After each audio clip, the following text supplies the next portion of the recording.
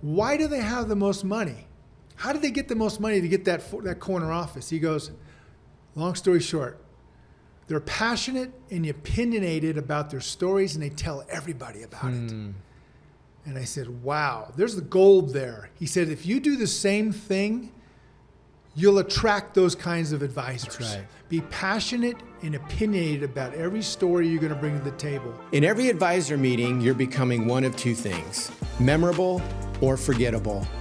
What if the real advantage in a meeting isn't your presentation, but your memorability?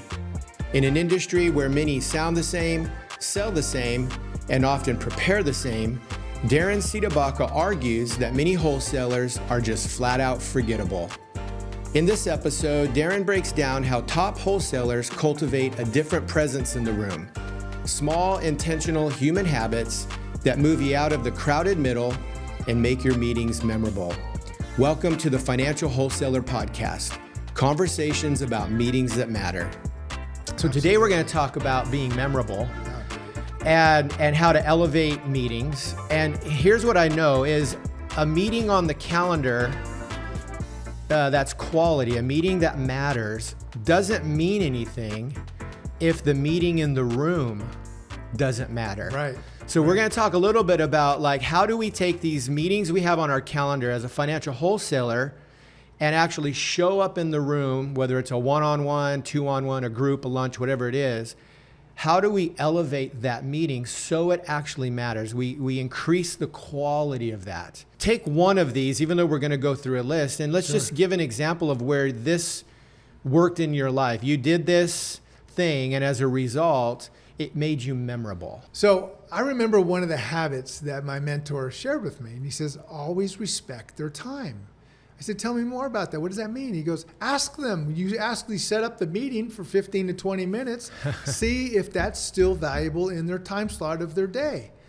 You'll be surprised because people don't ask their clients that. Yeah. So I went into the office and sure enough, I had a meeting the next day and I said, hey, Mitch, do we still have 20 minutes of this time for you to we can dive into this idea that you wanted me to expand on? And he goes, you know what? Thanks for asking, Darren. Nobody asks that, Darren. Thanks. In fact, I'm going to give you 10 more minutes for asking that. So I had 30 minutes of time. But the point was, nobody asked that from the starting point of a meeting to clarify because it's their turf you're on. Respect their turf. Yeah. And that's the turf I was on. I asked him if that still was valid. And he said, you know what? It's still valid, but I'm going to give you 10 more minutes for asking. Perfect. So that actually leads to the list then, how to be memorable. You've got 10 things here we're going to talk about. I love this because again, lists and points and items really help us work that in to our life as far as working those out professionally. But you just said the first one, which is part of it. Yeah, respects. But unpack the first one on the list, how to make meetings memorable, how to be memorable in your meetings. Sure, we're going to go over a few things, but the first one is called RBI. RBI, respect, benefit, interest. Okay, respect, benefit, interest. So Mitch, I respect the fact that we set up this meeting. Do we still have 20 minutes available to talk about this dynamic idea? Yeah, we do. We get confirmation. In the benefit and the use, in the most beneficial use of our time, is there anything come up between the last time we chatted and the time right now when we're meeting? Has anything come up that we should talk about in addition? Nope, you're good to go, Darren. Let's get right into the meeting. Well, great. In the interest of time, let's get right into it. So R for respect of time. Benefit I talked about. Is there benefit of his time? Is there anything else come to mind? And he said, no, clear the table. Well, in the best interest, let's get right into it. Got it. So RBI. It great. Sets you up. It's just a nice mental go through, clear the slate so you know where you are and you can start building on your presentation. Yeah, so you make an impact right off the beginning by being conscientious of the other person rather than I have a big presentation to give and it's all about me. Yeah, really good. What's the second thing? Second thing is have eye contact. I mean, we get involved with this scenario that we get distracted or we don't have eye contact with our clients. Eye contact is the best way to build trust. So have eye contact, steady cadence with your voice, with your empathy, with your ahas. Have eye contact with your clients. Make sure that they know you're interested in them by this eye contact. It builds an immense amount of trust. I see a lot of, when I was starting out as a young wholesaler, and even as I built in the maturity of the business, I saw so many of my other wholesaling, partners out there. They didn't have eye contact. They just got in, they were taking a look around, they're going through their information, they're discussing. It didn't make an impact. So what eye contact also forces you to know your stuff. Yeah, for sure. I'm thinking, sorry, I wasn't laughing there at you, but I was coming to mind of an old SNL skit, Saturday Night Live, Will Ferrell back in the early 2000s. He's playing Robert Goulet, this character. And he's singing Robert Goulet style, all the old hip hop rap songs. So Biggie Papa. And he's just, it's so funny. You got to Google it, look it up on YouTube. But at the end of this episode, there's this ram that leans in over his car. And he looks at the ram and he goes, "You don't blink very much, do you?" And he goes, "Quick, staring contest." I'm laughing because there is a moment where eye contact can get awkward. Absolutely. It can be uncomfortable. In fact, the minute you tell me to make eye contact, I'm now paying attention going, am I making too much eye contact? Do I need to look away? Like, what is that? But really, the moment we can make the eye contact, show up front and center, be natural about it rather than make it a thing. It does go a long way. Do you have any more to say on that? On the eye contact? Yeah. Well, the more you do it, the more it becomes natural. You just know when to phase in, phase out. Basically, you're mirroring your client, mirroring your relationship. That's good. So mirror, if they're going to look away, look away with them. If they're uncomfortable, you know that to just downsize it a bit, come back into the conversation with eye contact. But be comfortable. It's a congenial relationship you're building with eye contact. Yeah, awesome. So number 3. Number 3 is show interest. Show interest in them. A lot of times, I remember again back to learning how to do this craft. Someone said, show interest in your client versus you being interesting to them. Okay, show interest by asking open-ended questions in what they're interested in, about their business, about their community, about their family. Ask these questions. Show interest, because the more interest you show, the more they'll talk, as opposed to you just sitting there proving that you're interesting to them. Yeah. Show interest in them versus you interesting to them. Yeah. Big difference. It is a big difference. And we've all been around those people who seem to have a superpower around getting you to talk about yourself. You ever been in that moment where you're sitting there and you're asking questions, but they have a way of turning it back on you, and you realize 30 minutes have gone by and you've done most of the talking? That is a gift. Yes, it is. That isn't, it's learned. It's something that you learn to do, to go, anytime you can push it back. We don't mind talking about ourselves. No. We actually like to talk about ourselves. That's why we show interest. And then the minute we get our opportunity on stage, then usually we invite the other to show up and go, okay, now what do you have to say? Put the spotlight on them. Exactly. Yeah, that's really good. What's number 4? Compliment. Don't be afraid to compliment your surrounding environment that your client put together. Compliment them on whether it's a wardrobe fixture, whether it's the cleanliness of their desk, whether it's the pictures that they have, whether it's the way they have done their business. Compliment them on something. It's valuable because they set their office up. They set themselves up as this is their world. Well, compliment them on their world. So, for example, walk into an office, one of my private wealth offices, and this person had sports jerseys behind him signed, okay, because he works with a lot of professional athletes. And I shared with them, I said, hey, Jim, I've never seen so many successful names in an advisor's office in the West Coast. This is fascinating. Tell me more.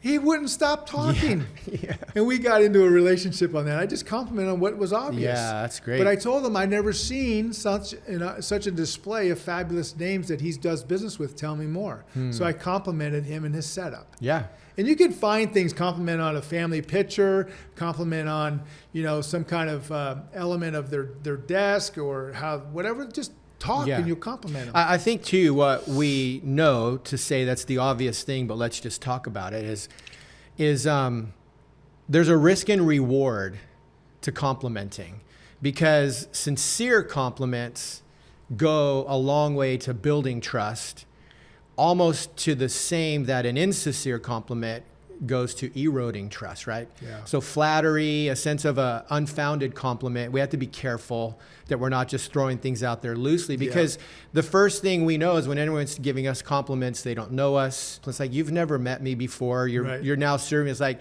too forward, too fast. Yep. So there's a risk there where we just got to kind of fine tune it. But I think what you're saying is, if you pay attention to some of the other things you even brought up, you will find moments to sincerely compliment this guy's sports passion and the names of people that he's built relationship with, and all of a sudden that turns into an open door. Well, don't forget the atmosphere you're in their office. They set this office up to be seen. Mm-hmm. So compliment them on the things that they set up to be seen. Yeah, that's simple. You don't have to be arrogant about it, but say, I've never seen that before. Tell me more about that. That's really neat. Yeah, and you just compliment. Yeah. All right. Next one. Next one is ask open-ended questions. In the beginning of the relationship, beginning of the conversation, ask open-ended questions. Learn the art of open-ended questions and ask them. Mm-hmm. So you have small talk, you do your RBI, and then you have you before you get in your presentation, just say, before I just want to clear the slate here. Is there anything else that comes to mind that you guys are excited about in the capital markets the next 3 to 6 months? Open-ended question. Tell me more about that. Why do you say that? That's interesting. Did you have an experience from the past that brought you to that conclusion? Talk about it. Yeah. So open-ended questions is powerful as opposed to closed-ended questions. Closed-ended questions really are kind of the black and white of yes or no, right? Are you interested in a small cap growth fund these days, your team? No. What do you do? Are you interested in international growth fund that we have at our firm that's so highly regarded? No, we're not interested. Have that filled. You're in a roadblock. So closed-end questions is a yes or no answer. Open-end questions really open up the gates for them to tell you more and get you on track of what they're interested in. And I'll just share one of those stories with you. Because when I asked them what they're most interested in the next 3 to 6 months, they told me. And I said, I don't have that to offer you, but can I find a solution for you in the industry that's one of the top 3 out there and get that idea back to you in 3 weeks? They loved it. Yeah. It was memorable to them. No one else did that. No, I know. And I love what you say too, just in that a value that you speak to, but you say there are no competitors, just partners, industry partners. I love that because not everyone operates that way. No. But to be able to say, I don't have what you need. I remembered a client of ours, she still is a client of ours, Karen, and she was speaking to us about a moment where she had changed companies and she had a client that carried over with her, and unfortunately she didn't have the specific solution.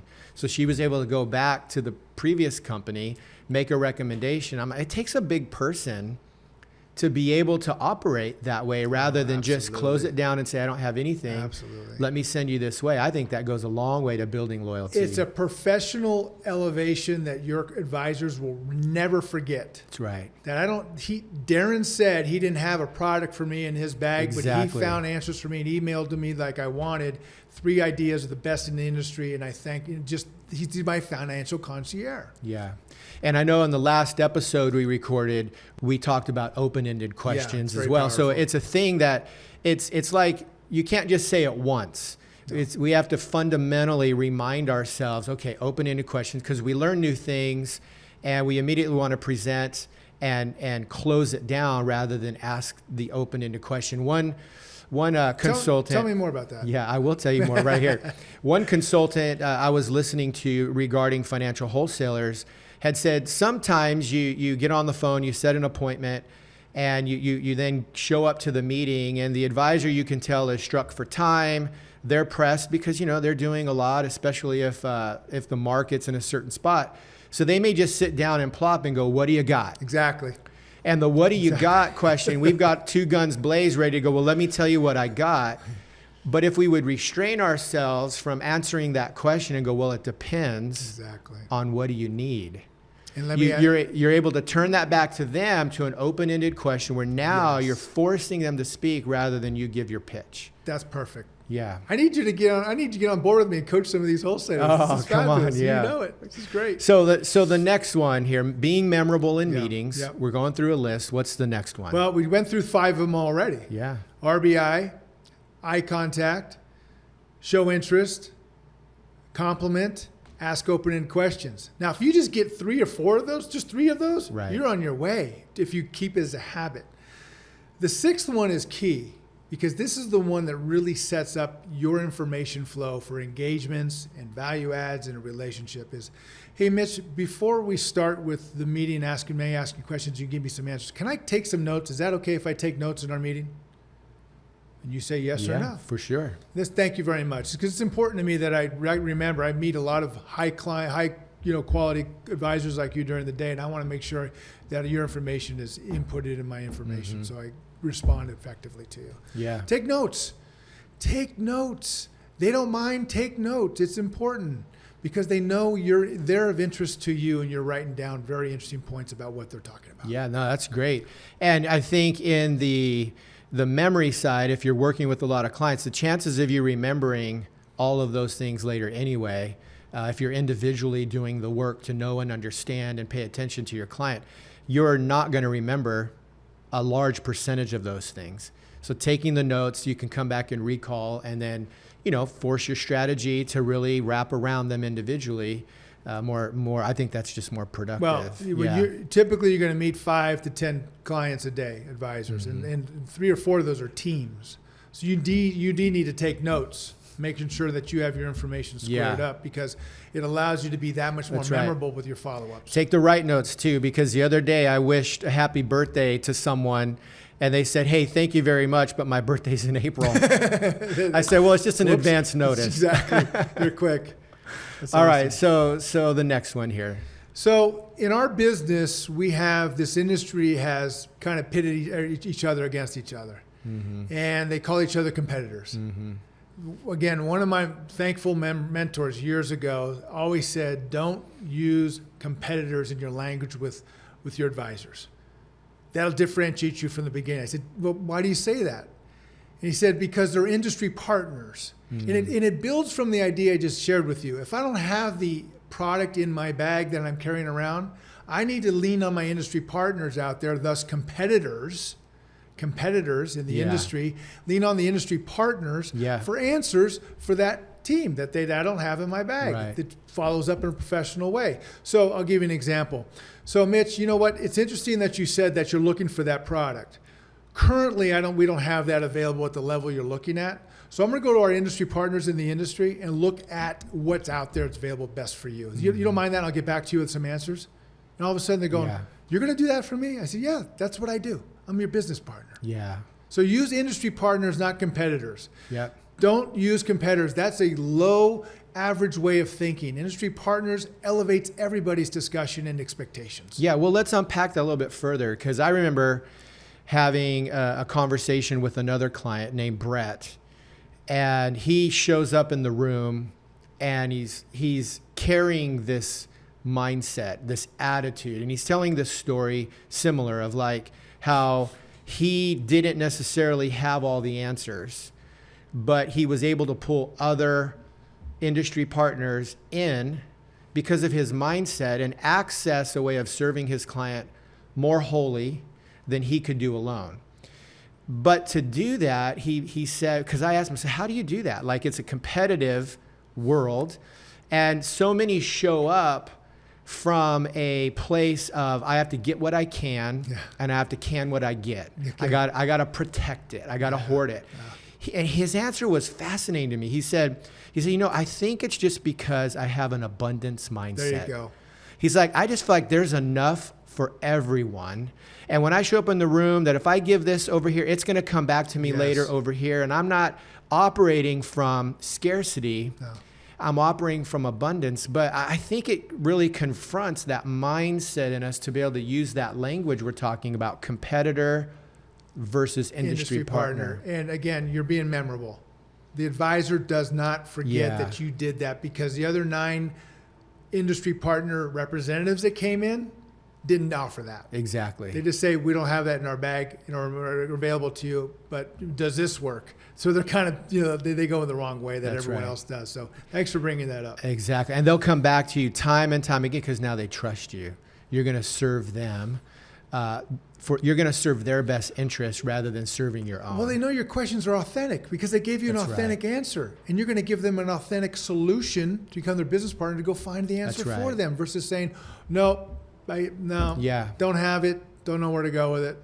It's a closed-ended opportunity. Open it up, work in abundance. Yeah, exactly. I'm going to move on to my next person rather than realize there's someone here that may not serve me today, but if I serve them, then that'll turn around and serve me. So it's this idea of serving and giving, and we could spend a whole episode around generosity and abundance. In fact, we might do that at some point. This brings back a great story real quickly.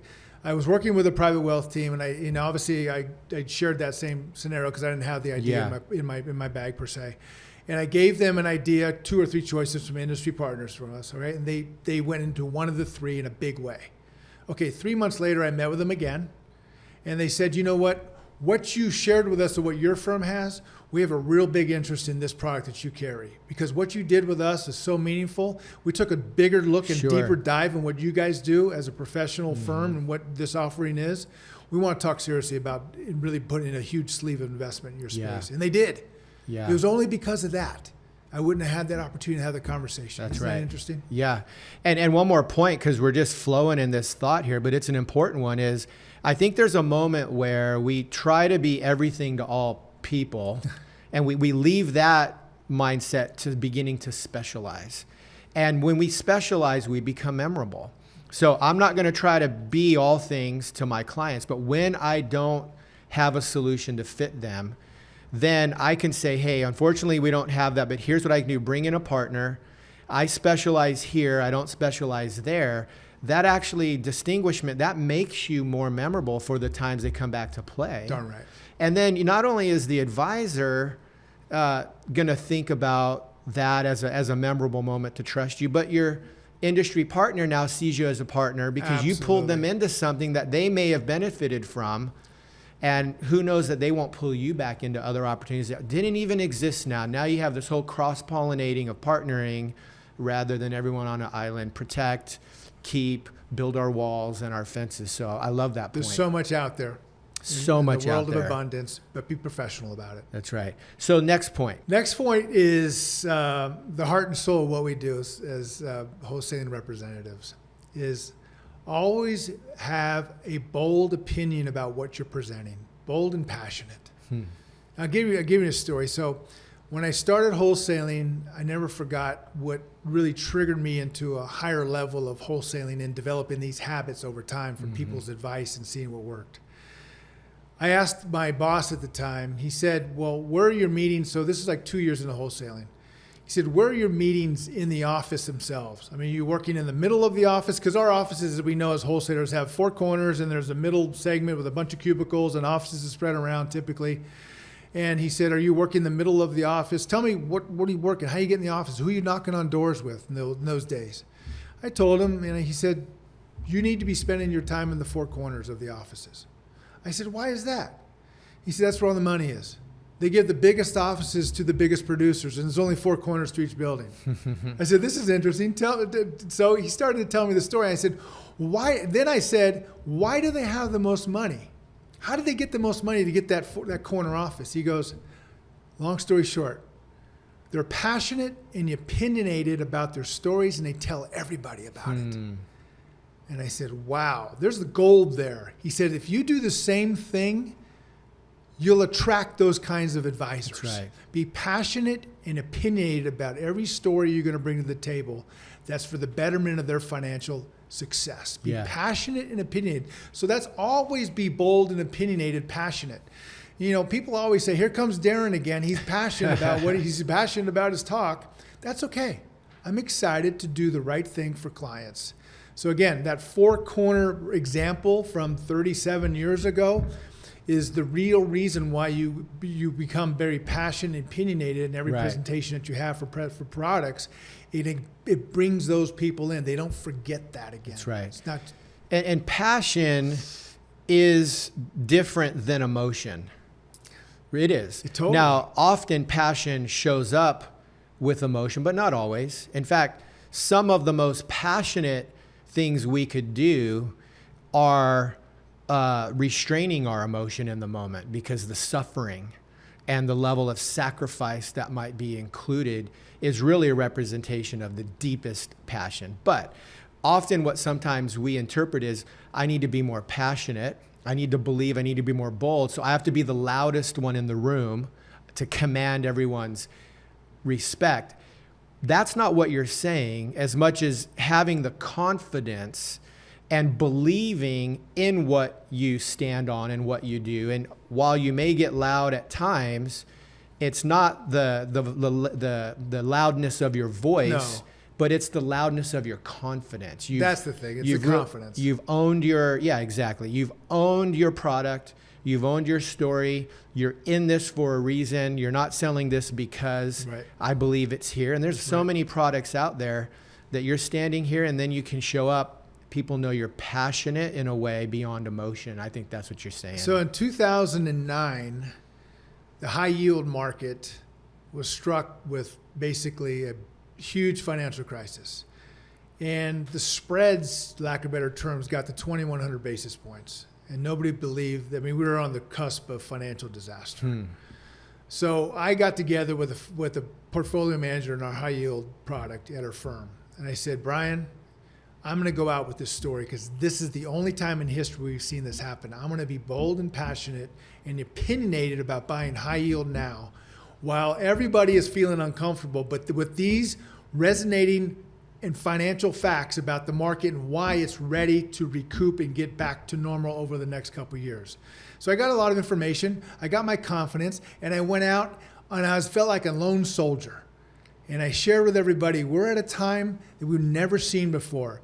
Let's at least start making a sleeve into this space and build on it every month and see where spreads go. Because in that business, if the spreads go lower, you make a lot of money. From 2,100 basis points of spreads, normal is 500. Right. So it was ready to come back down. So it was a big, bold, passionate move. And you know what happened? The entire firm I was at, they got convinced of the same story. We raised almost $6 billion in the next 3 years because of that story. Incredible. And I went out and I started it. I said, this is my time to mark the career.